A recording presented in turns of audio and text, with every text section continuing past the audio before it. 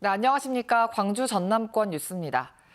광주시가 조성 중인 정율성 역사공원을 둘러싸고 찬반 논란이 이어지고 있습니다. 정율성 역사공원은 사업이 시작된 지 5년 차에 접어들어서 마무리 단계에 와 있는데요. 그동안 조용했던 이 사업이 갑자기 논란의 중심에 선 이유는 뭘까요? 박지성 기자의 보도입니다. 광주 출신의 음악가 정율성의 생가 정비를 중심으로 이루어지고 있는 정율성 역사공원 공사 현장입니다. 2018년 시작돼 48억 원이 투입됐고 연말 완공을 앞두고 있습니다. 논란의 핵심은 정율성에 대한 엇갈리는 평가입니다. 지지하는 측은 의열단에서 활동한 독립운동가이자 중국 3대 음악가로 한중 우호 관계에 상징적인 역할을 했다는 점에 무게를 둡니다. 반면 반대하는 측은 해방 이후 북한으로가 노동당원으로 활동했고 중국 인민지원군으로 한국전쟁에 참여하는 등 공산당 활동에 초점을 맞추고 있습니다. 정율성이 알려진 건 냉전 종식과 화해, 평화를 기치로 내건 1988년 서울 올림픽 때부터입니다. 당시 조직위원회는 정율성의 부인인 정설송 여사를 초청해 한중 우호의 상징으로 강조했습니다. 이후에도 정부 차원의 음악회가 열리는 등 한중 관계 개선이 필요할 때마다 음악가 정율성이 조명됐습니다. 이 때문에 시대에 따라 달라지는 평가와 뒤늦은 논란을 그대로 받아들이기는 어렵다는 지적도 나옵니다. 특정 해석을 강조한다면 당연히 그에 반대하고 기존에 인정받았던 쪽에서는 불만을 가질 수밖에 없기 때문에 사회적 갈등은 고조될 수밖에 없다.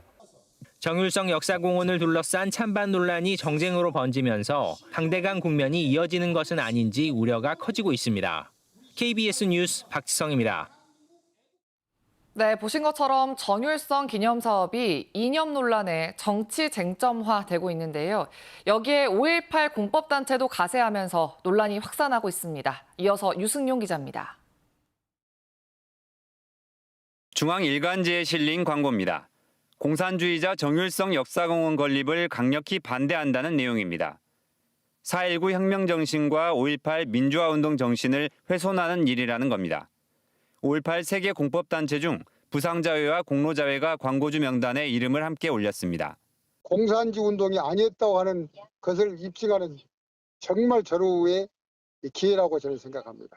북한 간첩의 선동에 의해서 발생했던 5.18이 아니라고 하는 것을 이 차제에 명확하게 5.18 유족회는 사업이 이미 많이 진행됐고 이제 와서 이념을 따질 일은 아니라며 이사회를 거쳐 공동광고에 참여하지 않았습니다. 앞서 지난주 국가보훈부와 5월 공법 3단체 관계자가 만난 자리에서 정율성 기념 사업이 거론된 것으로 알려졌습니다. 5.18 단체를 대표하는 공법단체가 이념 논쟁에 뛰어드는 건 부적절하다는 비판도 나옵니다. 역사공원이 어떻게 추진되어 왔는지를 뻔히 알고 있거든요. 알고 있는데 버젓이 지금 이제 보훈처의 저런 행태에 함께하고 있다는 거, 이건 저는 비난받아 마땅한 거죠. 한편 정율성 기념 사업을 반대하는 자유통일당 집회에서 5.18이 폭동이고 공산당 간첩의 합작품이라는 내용의 유인물이 배포돼 5.18 기념재단이 이를 고발하기로 했습니다. KBS 뉴스 유승용입니다. 국민의힘 전남도당이 광주와 고흥 간 고속도로 건설 사업을 정부의 예비타당성 조사 대상에서 면제해달라고 중앙당에 건의했습니다. 국민의힘 전남도당은 최근 중앙당에 전달한 건의서에서 우주산업과 국가 균형 발전을 위해 광주 고흥 간 고속도로 건설 사업이 꼭 필요하다며 이같이 요청했다고 밝혔습니다.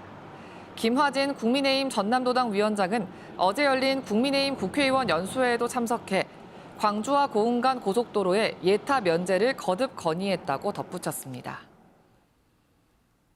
무등산 옛 신양파크 호텔과 관련해서 광주시가 민관정위원회를 다시 가동해 활용 방안을 찾아야 한다는 주장이 제기됐습니다. 박미정 광주시 의원은 어제 본회의 5분 발언을 통해 신양파크 호텔 부지 개발과 관련해 광주시가 1년 가까이 민관정위원회와 소통하지 않았고 전담부서도 정해지지 않았다고 지적했습니다. 박 의원은 조례에 따라 민관정위원회를 부활하고 사회적 합의를 반드시 거쳐야 한다고 주장했습니다. 광주시는 2021년 생태호텔을 만들겠다며 369억 원을 들여 무등산 옛 신양파크 호텔 부지를 매입했지만 민선 8기 들어 계획이 원점으로 돌아갔고 현재는 국립현대미술원 분원이나 오페라하우스 건립 등이 추진되고 있습니다. 대도시 등 주요 도시마다 유명 관광지를 도는 시티투어 버스를 운행하는데요. 2년 전 순천의 시티투어 버스의 위탁 운영을 맡은 업체가 억대의 사업비를 횡령한 혐의로 검찰에 송치됐습니다. 정기룬 기자의 보도입니다. 순천만 국가정원 등 순천 지역 관광지를 도는 시티투어 버스입니다. 2년 전 순천의 한 관광버스 업체가 위탁 운영을 맡았습니다. 당시 시티투어 버스를 몰았던 A씨는 시티투어 버스 위탁 사업비가 과다하게 집행됐다며 경찰에 고발장을 냈습니다. 코로나19가 확산돼 예약자가 없는 날에도 시티투어 버스를 운행했다고 해 사업비를 부풀려 타냈다는 겁니다. 코로나 시도 많이 운행을 안 했잖아요. 그런데 그 상황에서 회사가 어려우니까 정산 처리를 정확하게 해야 되는데 그 정산 처리를 정확하게 안 한 거죠. 경찰 조사 결과 순천시의 시티투어 버스 위탁 사업비가 허술하게 집행된 걸로 드러났습니다. 순천경찰서는 버스 회사 측이 2021년과 지난해 시티투어 버스 사업비 1억 7천여만 원을 다른 용도로 사용한 것을 확인하고 회사 대표를 업무상 횡령 혐의로 검찰에 송치했습니다. 이와 관련해 순천시는 지난 5월 해당 버스 회사와 시티투어 버스 위탁 계약을 끝냈습니다. 사업비를 80% 먼저 지급한 뒤 연말에 한 차례 정산하던 정산 방식도 분기별 정산으로 바꿨습니다. 6월부터 새로운 업체가 선정되면서 선정된 이후에는 저희가 분기별로 집행을 하고 그에 대한 정산을 점검을 받고 있습니다. 경찰은 시티투어 버스 담당 공무원의 업무상 배임 혐의에 대해서는 불송치 결정을 내렸습니다. KBS 뉴스 정길훈입니다. 교육부가 교권 회복과 보호를 위한 종합 방안의 하나로 학교별로 교장과 교감, 행정실장, 교육 공무직 등으로 구성된 민원 대응팀을 운영하기로 한 데 대해 광주를 포함한 전국 17개 시도에서 동시 반대 기자회견이 열렸습니다. 민주노총 공공운수노조 전국교육공무직본부 광주지부는 광주광역시 교육청에서 기자회견을 열고 이번 대책은 교육 공무직들의 의견 수렴 없이 발표된 폭탄 떠넘기기라고 비판했습니다. 또 교육 공무직은 별도의 교무 행정 지원 역할이 있고 이미 악성 민원의 피해자라며 교육부의 잘못을 바로잡는 교육청의 교육 자치와 민주적 소통이 필요할 때라고 강조했습니다. 오늘 새벽 0시 40분쯤 광주시 동구 산수동의 한 2층 건물에서 불이 나 30분 만에 꺼졌습니다. 이 불로 인명피해는 없었지만 건물 주변에 있던 주민 2명이 대피했습니다. 이에 앞서 어젯밤 10시 10분쯤 광양시 본강면의 한 단독주택에서 불이 나 50분 만에 꺼졌습니다. 이 불로 주택이 전소되면서 소방서 추산 1,200만 원의 재산 피해가 발생했습니다. 전라남도 여수 순천 11구 사건 실무위원회가 조사와 심사를 신고인 중심으로 운영합니다. 실무위원회는 피해 신고한 신청인들에게 심사 진행 상황을 실시간으로 전달하고 후유장애 후 사망한 사건이나 한국전쟁 후 민간인 희생 사건 등에 대한 처리 기준을 정해서 심사 속도를 높이기로 했습니다. 현재까지 접수된 신고 건수는 7,039건이지만 실무위원회 심의를 거쳐 중앙위원회에 최종 결정을 의뢰했거나 결정된 건수는 1,036건입니다. 민주당 서삼적 의원이 정부의 농지 기반 조성 사업 등이 지지부진하다고 지적했습니다.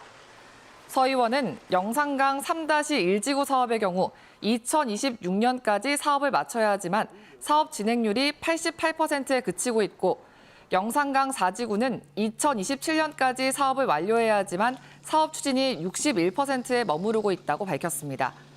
특히 배수 사업의 경우 누적 사업 진행률이 2018년 61%에서 지난해 66%로 5%만 진행된 것으로 조사됐다며 정부의 적극적인 사업 추진을 요구했습니다.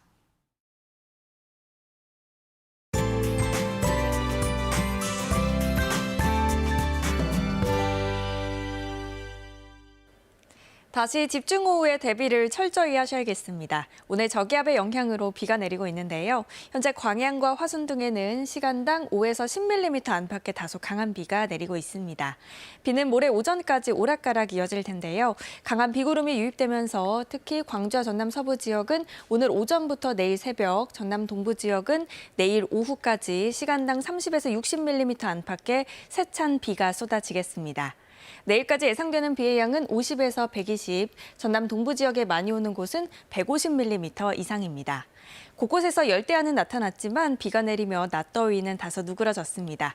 아침 기온 광주가 25도에서 시작하고 있고요. 낮 기온 30도가 예상됩니다. 여수의 낮 최고 기온 29도, 순천 30도까지 오르겠습니다.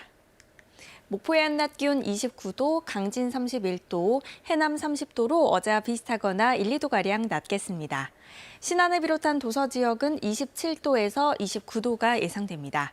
서해 남부 먼바다에는 풍랑주의보가 발효 중인데요. 물결이 최고 3.5m, 남해서부 먼바다도 2.5m로 높게 일겠습니다.